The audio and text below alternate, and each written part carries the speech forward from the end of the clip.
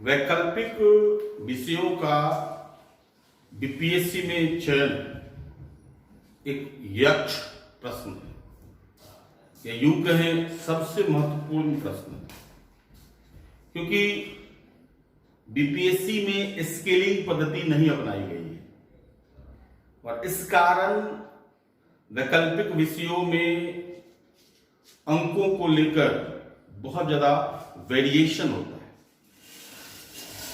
और कई छात्र वैकल्पिक विषयों के कारण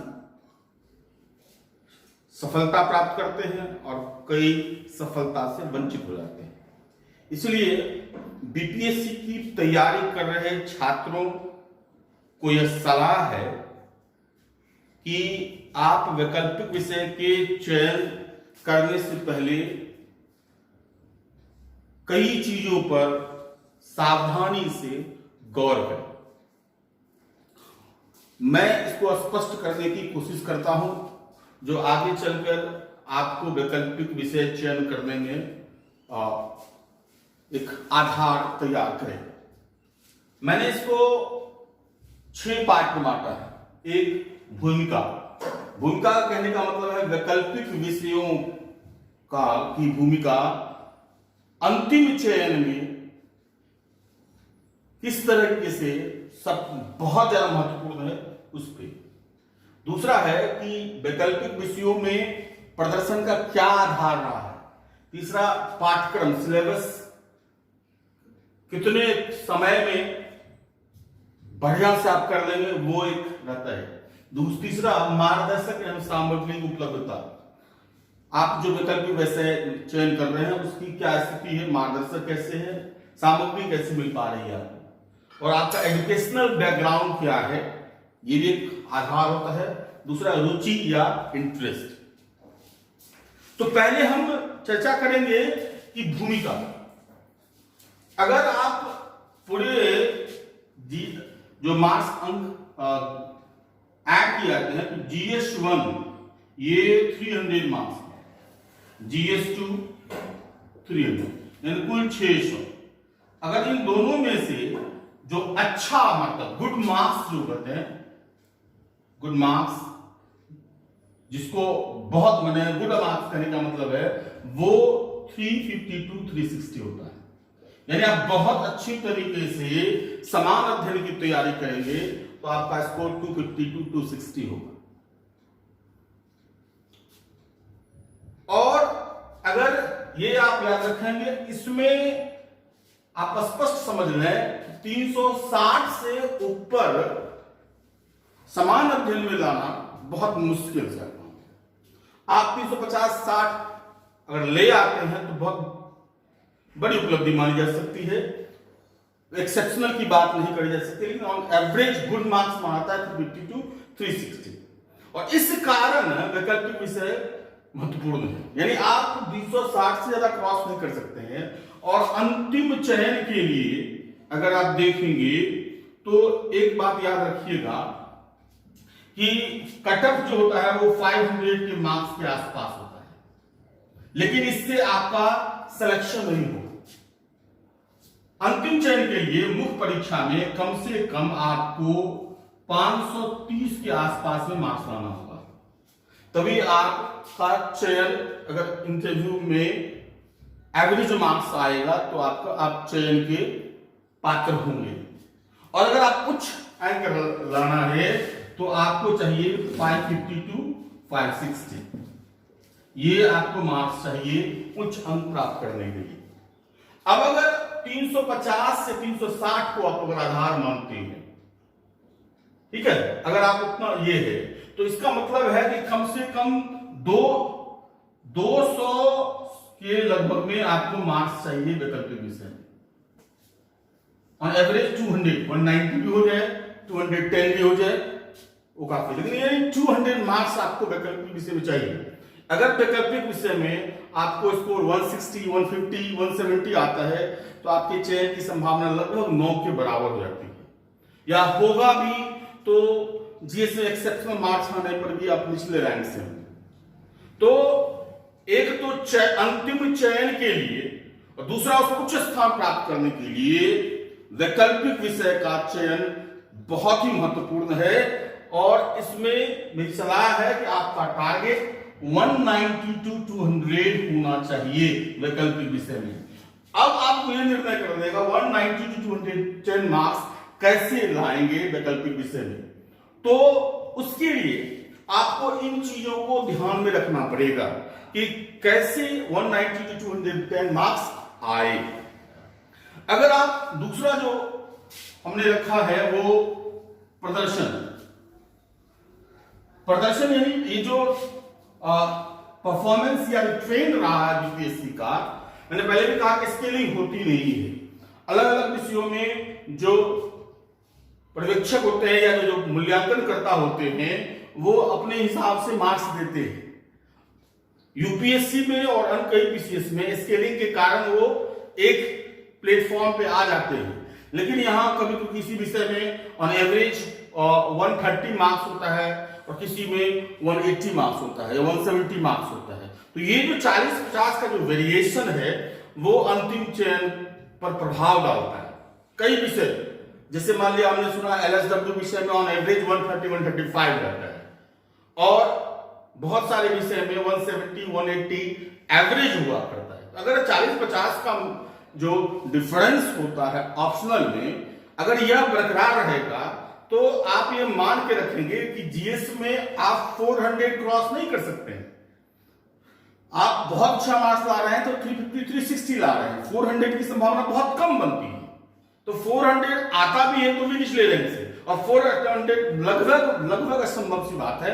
अगर आप पूरे बीपीएससी की 60 से 62 से आप अगर 63 का ट्रेंड देखेंगे तो आपको बहुत मुश्किल से इस तरह के एकाध स्टूडेंट होंगे जो 400 को अप्रोचिंग कर रहे होंगे, लगभग 9 के बराबर है।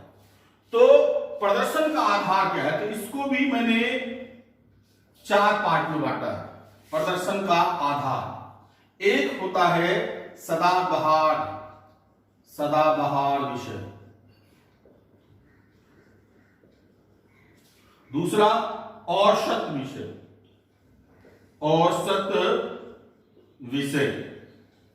तीसरा है औसत से निम्न विषय,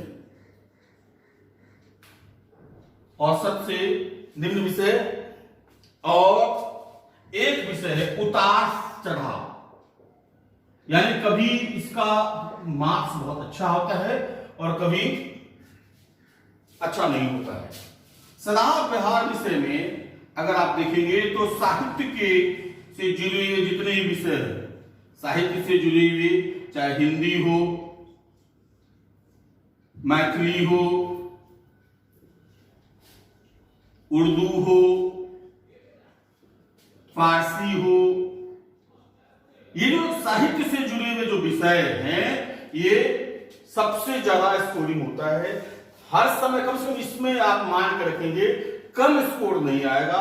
एक एवरेज ट्रेंड देखा गया है कि साहित्य विषय में उच्च स्कोर आता है।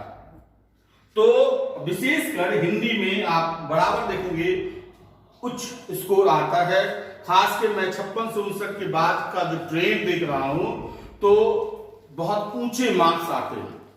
65 मैंने कहा कि अंतिम चयन के लिए 65% से ऊपर 65 से 70% नंबर लाना है, उच्च अंक प्राप्त करने के लिए 70, और अगर चयन अंक हो जाना चाहिए तो 65% चाहिए। तो 65 से 70% नंबर जो है वो रेगुलर साहित्य विषय में ही आते हैं। बाकी किसी विषय में रेगुलर 65 से 70% मार्क्स नहीं आते हैं। दूसरा एक सदाबहार विषय है जिसको कहते हैं भूगोल, ज्योग्राफी। भूगोल का भी ट्रेंड हर समय से अच्छा रहा है। एक साइंटिफिक विषय है, अच्छे मार्क्स इसमें आते रहे हैं। तो भूगोल में कभी ऐसा नहीं देखा गया है कि उसमें कम मार्क्स आए हैं। ऑन एवरेज या अच्छा रहा है या बहुत अच्छा रहा है। तो ये इन विषयों को हम सदाबहार, साहित्य और भूगोल को हम सदाबहार विषय कहेंगे। दूसरा औसत विषय। औसत विषय में एक तो इतिहास, दूसरा आप रखिए लोक प्रशासन, ये जो विषय है इस तरह के, ये विषय या आप इंजीनियरिंग बैकग्राउंड से जुड़े हुए विषयों को देख सकते हैं, ये औसत विषय हैं जिसमें बहुत खराब नहीं आएगा, तो खराब नहीं आता है, लेकिन बहुत जिद नहीं करता है, बहुत अच्छा नहीं होता है, लेकिन एवरेज एक ऐसा होता है जो आपको सिलेक्शन करने के लिए एक प्लेटफॉर्म जो देता है। इस एवरेज इसका स्कोर 160 170 होता है, जिससे कि आप अगर जीएस में ठीक ठाक स्कोर कर लेते हैं तो आपका चयन हो सकता है। लेकिन आप ये मान के रखिए इन विषयों के कारण आप उच्च अंक प्राप्त कर लेंगे, इसकी संभावना बहुत कम होती है। इतिहास में कुछ छात्र उच्च अंक प्राप्त करते हैं, 210 प्लस भी करते हैं, लेकिन उनकी संख्या आप देखेंगे इक्के दुक्के होते हैं।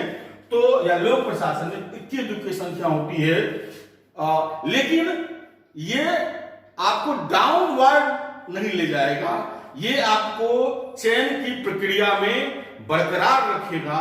इसलिए इसको मैंने रखा औसत विषय। औसत से निम्न विषय में एक विषय जो बिहार में मेरे हिसाब से सबसे ज्यादा छात्र लेते हैं और उसकी सबसे ज्यादा दुर्गति है, 53 से 55 बीपीएससी को अगर छोड़ दें तो जितनी भी बिहार लोक सेवा आयोग की परीक्षा हुए हैं उसमें एलएसडब्ल्यू एक ऐसा विषय है जिसमें औसत से नीचे मार्क्स आते हैं। और कई छात्रों को मैंने देखा है 350, 60, 370 स्कोर जीएस में करने के बावजूद भी उनका अंतिम चयन नहीं हो पाता है, क्योंकि एलएसडब्ल्यू में 130, 140 मार्क्स या उससे पहले भी अगर जब वो 400 मार्क्स का हुआ करता था तो ऑन एवरेज 220, 230 के स्कोर रहते थे। तो औसत विषय में एलएसडब्ल्यू जो है वो उसमें आप ये अगर एक आध स्टूडेंट को छोड़ दें तो ऑन एवरेज जो है स्कोर 130, 140 के लगभग में ऑन एवरेज स्कोर होता है। तो अगर 130, 140 अगर 150 भी मान ले, 150 स्कोर होता है और उधर मैंने कहा जीएस में आप 350, 360 के लगभग आएंगे तो स्कोर हुआ 500 के आसपास में। तो अगर आपकी पूरी रिस्क हो जाएगी इंटरव्यू में हाईएस्ट मार्क्स हो तभी आपका चयन होगा, नहीं तो बहुत मुश्किल है चयन होना। ऐसा नहीं है कि एलएसडब्ल्यू नहीं होते हैं, किसी किसी को 170 मार्क्स होते हैं, 160 मार्क्स होते हैं, 180 मार्क्स होते हैं, लेकिन उसकी संख्या अगर आप देखेंगे तो 10-20 होंगे। जितनी संख्या में लोग लेते हैं उसमें 10-20 लड़कों को इस तरह के मार्क्स आते हैं और एवरेज 130, 140 के लोग मार्क्स आते हैं। तो ये विषय बहुत रिस्की है। इस विषय को लोग इसलिए लेते हैं कि एक तो इसकी सिलेबस बहुत छोटी है, लिमिटेड क्वेश्चन पढ़ करके लोग लिखते हैं, और इसमें कम मार्क्स आने के पीछे एक ये भी कारण है कि कोई इनोवेशन छात्र नहीं करते, कुछ अप टू डेट नहीं करते हैं। लगभग सभी छात्रों का जो उत्तर होता है लगभग एक समान होता है, कोई मौलिक परिवर्तन नहीं दिखाई देता है, एक सा नोट लिख रहे होंगे, ले रहे होते हैं। इसलिए जो मूल्यांकन करता है उनको कुछ नया नजर नहीं आता, इनोवेशन नजर नहीं आता है, और इस कारण यह विषय बहुत ही खतरनाक है, रिस्क है मेरे हिसाब से। यह विषय लेना अपने आप में एक आप मान सकते हैं कि रिस्की है, आपके चयन में ये प्रभावित कर सकता है। यह है उतार चढ़ाव का विषय। उतार चढ़ाव के विषय में आप देखेंगे तो फिलॉसफी, दर्शन शास्त्र या मानव विज्ञान,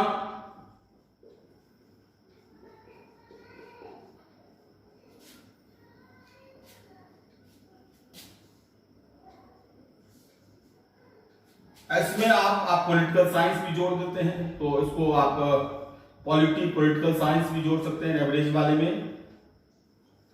मतलब दर्शन शास्त्र, फिलॉसफी, सोशियोलॉजी, एंथ्रोपोलॉजी,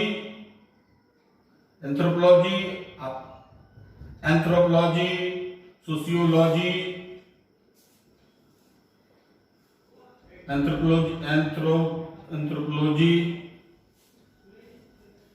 सोशियोलॉजी, ये जो विषय है ये उतार चढ़ाव से होते हैं। किसी बार इसमें बहुत अच्छे मार्क्स आते हैं एंथ्रोपोलॉजी, फिलॉसफी या सोशियोलॉजी में, कभी बहुत अच्छे मार्क्स आते हैं और कभी कभी मार्क्स डाउन भी आते हैं।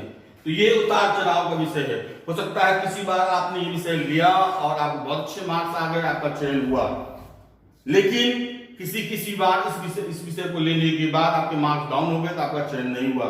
तो ये भी इसकी विषय उतार चढ़ाव से जुड़ा हुआ विषय है। तो जो बीपीएससी के ट्रेंड के आधार पर अगर आप गौर करेंगे तो विषयों के चयन में ये है कि जो सलाहभार विषय, मतलब इसमें हर समय साहित्य और भूगोल में, साहित्य जो भी होगा हिंदी, मैथिली, उर्दू, फारसी और भूगोल, इसमें अधिकतर समय में अच्छे मार्क्स आते रहे हैं। इतिहास, लोक प्रशासन, पॉलिटिकल साइंस, इन सब विषयों में जो है एवरेज मार्क्स आ रहे हैं। आप इसको मान के रखें 180, 190 की लगभग एवरेज मार्क्स आते हैं। 210, 220 मार्क्स भी आते हैं। इन विषयों में ऑन एवरेज 160, 170 होता है, कुछ स्टूडेंट को 190, 200 भी होता है।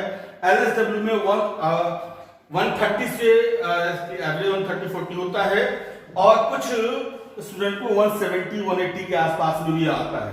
इन विषयों में मैंने कहा कभी कभी 210 भी होता है, कभी कभी 150 के एवरेज में भी होता है। तो आप प्रदर्शन के आधार पर भी आप विषयों का चयन कर सकते हैं। तीसरी जो महत्वपूर्ण भूमिका है वो पाठ्यक्रम। अब पाठ्यक्रम का ये है कि कई छात्र ऐसे होते हैं जो इंजीनियरिंग बैकग्राउंड के होते हैं, कई छात्र ऐसे होते हैं जो नौकरी कर रहे होते हैं, और मेरा कैसा अनुभव रहा है कि अधिकतर छात्र जो पास करते हैं वो नौकरी पेशा से जुड़े हुए लोग ही पास करते हैं, क्योंकि कंसंट्रेशन लेवल उनका ज्यादा अच्छा होता है।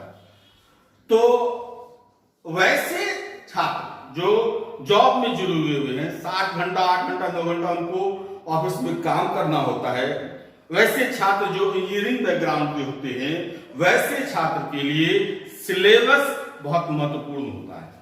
सिलेबस महत्वपूर्ण इसलिए होता है कि सिलेबस ऐसा होना चाहिए जो कम समय में कंप्लीट हो सके, पाठ्यक्रम कम समय में कंप्लीट हो सके। तो उसमें आपको पाठ्यक्रम में कौन सा सब्जेक्ट ऐसा है जिसका पाठ्यक्रम छोटा है और उस पाठ्यक्रम को हम कम समय में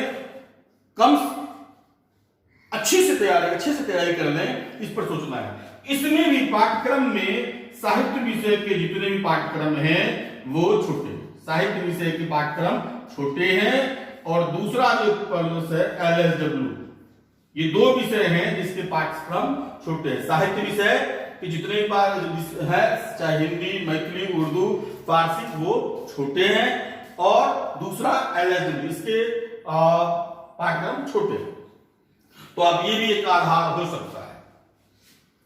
तीसरा जो है, जो चौथा पॉइंट है, मार्गदर्शक एवं सामग्री की उपलब्धता।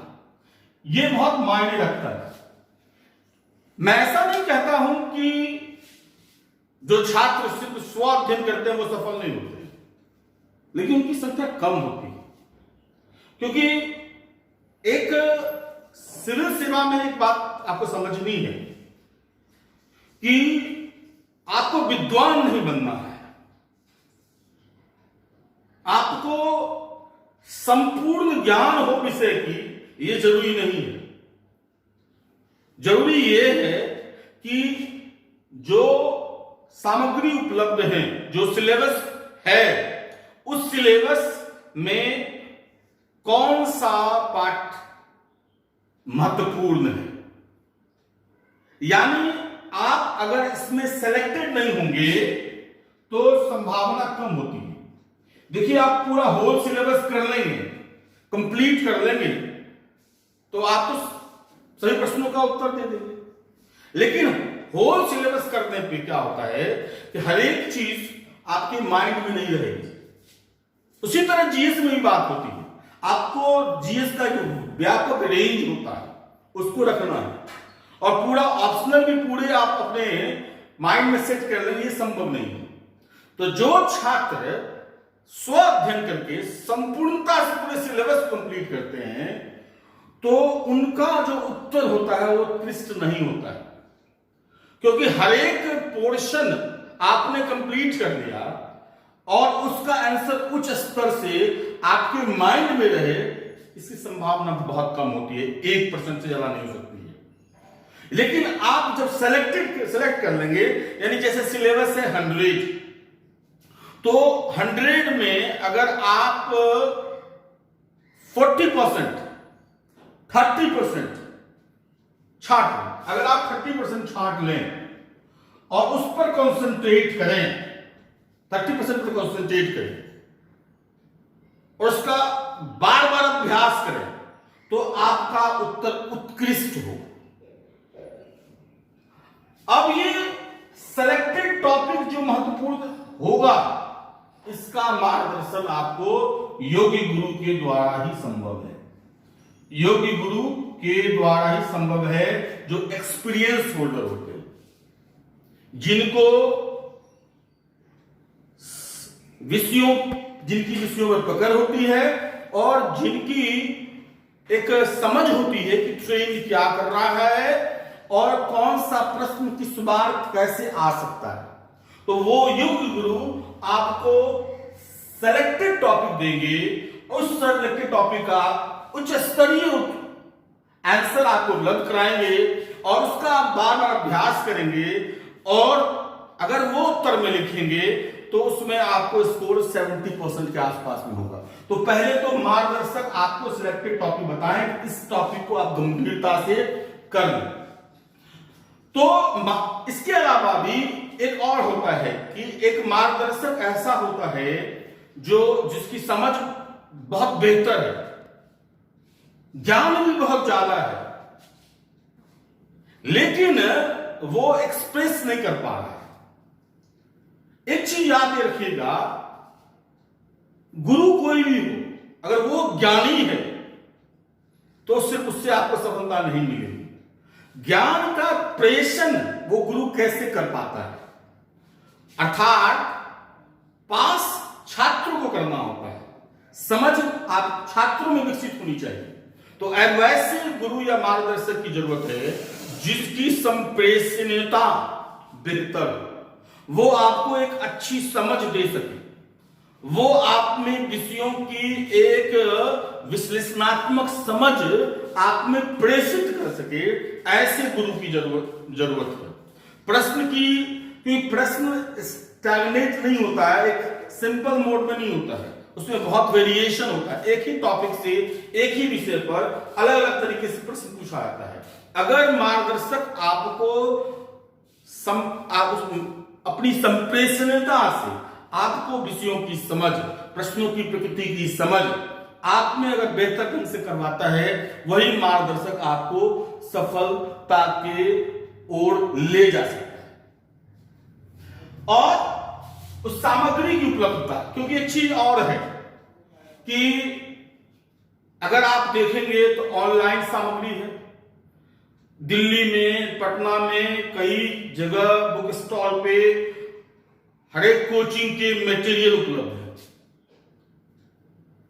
अब आप इस कोचिंग का, उस कोचिंग का मटेरियल लेते हैं, कौन उत्कृष्ट है, कौन बेहतर है, इसकी समझ आपको कैसे होगी? वो भी बहुत मुश्किल होता है उसको चयन करना। तो सामग्री बेस्ड है, इसकी भी समझ कैसे विकसित हो सकती है। तो इसमें अगर आप स्व अध्ययन करते हैं तो, नहीं तो अगर आप गुरु के यहां करते हैं तो वो तो अपनी आपको, अगर योग गुरु होंगे तो आपको बेहतर नोट्स, बेहतर समझ आप में विकसित करेंगे। लेकिन अगर स्व अध्ययन करते हैं तो आप ये कोशिश करेंगे कि जो सीनियर स्टूडेंट होते हैं, जिन्हें बीपीएससी की मुख्य परीक्षा देने की पहले से काफी अनुभव होती है और उसके उतार चढ़ाव को उन्होंने देखा होता है, तो उससे एक्सपीरियंस लेकर के आप सामग्री को उपलब्ध कर सकते हैं।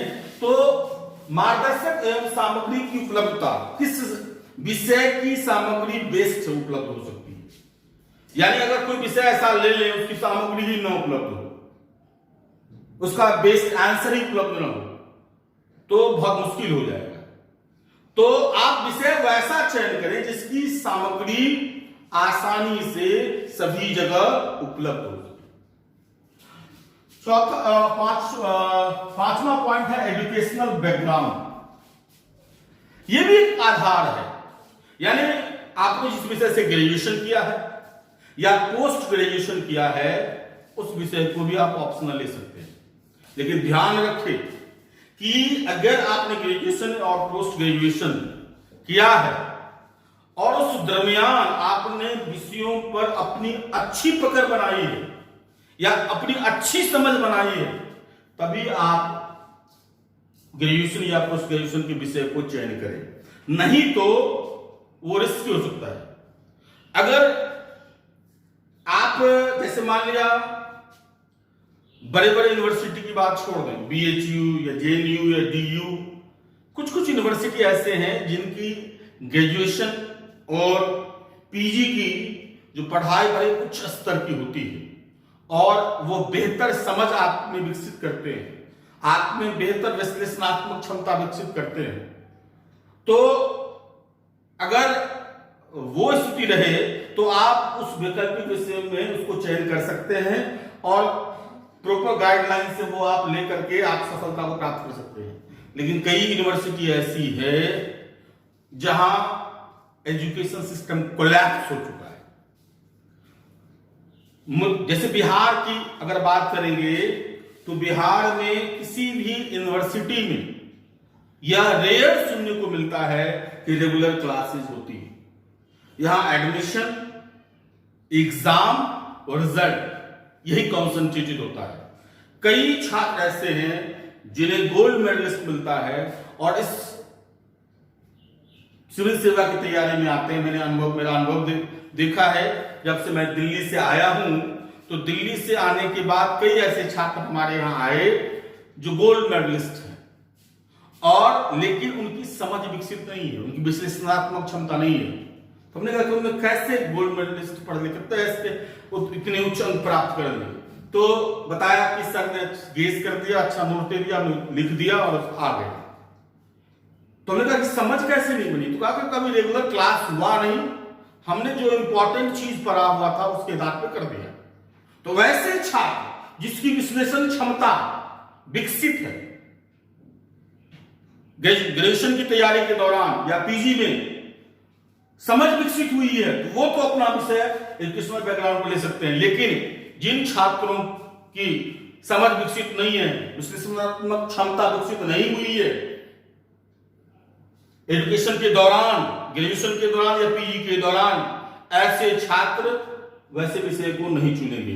तब आप इन चारों चीजों पर ध्यान देकर के काम करेंगे। दूसरा है रुचि, इंटरेस्ट।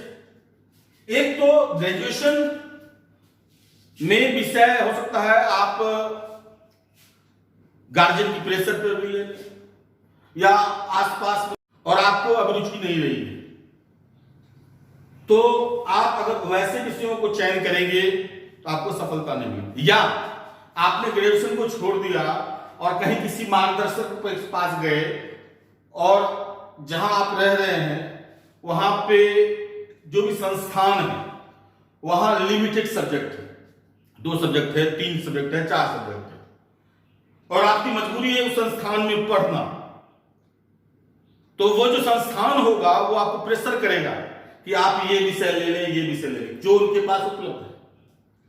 लेकिन उनके पास जो उपलब्ध विषय है उसमें आपकी रुचि नहीं है, आपका इंटरेस्ट नहीं है, या वह उसका प्रदर्शन बेहतर नहीं है, उसका पाठ्यक्रम सही शेप में नहीं है, तो आप संस्थान के प्रेशर में विषय को ना लें। विषय को तभी ले जो आपका रुचि, इंटरेस्ट हो और बाकी सारे चीज उसमें उपलब्ध हो। इंटरेस्ट नहीं होगा, आप किसी भी सिविल सेवा में सफलता प्राप्त करने के लिए आप किसी विषय को बोझ के रूप में नहीं ले सकते। रुचि होनी चाहिए, इंटरेस्ट होनी चाहिए। तो इंटरेस्ट के अनुसार आप विषय को चयन करें। संस्थान में उपलब्ध नहीं है तो आप अन्य जगह से भी कोशिश करें कि आप उपलब्ध, जैसे बहुत सारे YouTube क्लासेस चलते हैं, बहुत सारे मटेरियल मिलते हैं, आप उस मटेरियल को अपने इंटरेस्ट के हिसाब से मटेरियल को पढ़ सकते हैं। उसके बाद उस मटेरियल में अगर समझ विकसित नहीं हो रही है तो बहुत सारे यूट्यूब क्लासेस चलते हैं और उस क्लास उसको आप बढ़िया से समझ करके उस विषय का आप तैयारी कर सकते हैं अपनी रुचि के अनुसार। जरूरी नहीं है कि संस्थान के प्रेशर पर आप कोई विषय ले लें। इसलिए विषय का चयन बहुत महत्वपूर्ण है सफलता प्राप्त करने के लिए। कि मेरा अपना मानना है कि अधिकतर छात्र, मेरा इसमें निष्कर्ष यही है कि अगर आपने ग्रेजुएशन या पीजी जिस विषय में किया है उसमें आपकी महारत हासिल है, विशेषज्ञता हासिल है, एनालिटिकल पावर बेहतर है और एक मार्गदर्शक की सलाह पर आप उसको और बेहतर कर सकते हैं, तो पहली प्राथमिकता उसको देंगे। दूसरी प्राथमिकता आप साहित्य को देंगे, विशेषकर इंजीनियरिंग बैकग्राउंड के या जो नौकरी पेशा के छात्र हैं या कोई भी। साहित्य एक ऐसा विषय है जिसका सिलेबस भी छोटा है और स्कोरिंग भी है और उसके मटेरियल भी अगर आप ठीक से कोशिश करेंगे तो वो उपलब्ध हो जाते हैं। तो दूसरा मेरा निष्कर्ष है कि साहित्य विषय पर आप विशेष ध्यान दें।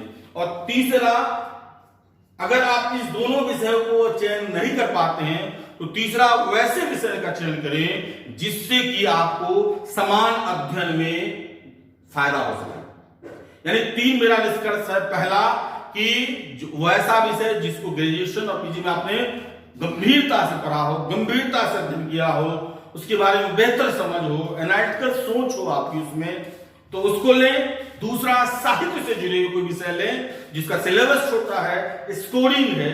और तीसरा, अगर इस दोनों में आपको इंटरेस्ट नहीं बन पा रहा है तो वैसे विषयों को ले जिससे कि समान अध्ययन में आपको ज्यादा से ज्यादा फायदा हो सके। तो वैकल्पिक विषय के चयन में इन चीजों पर आप गंभीरता से ध्यान देंगे तो आप अच्छा वैकल्पिक विषय चुन पाएंगे जो आपको निर्णायक सफलता दिलाने में महत्वपूर्ण भूमिका निभा सकता है। धन्यवाद।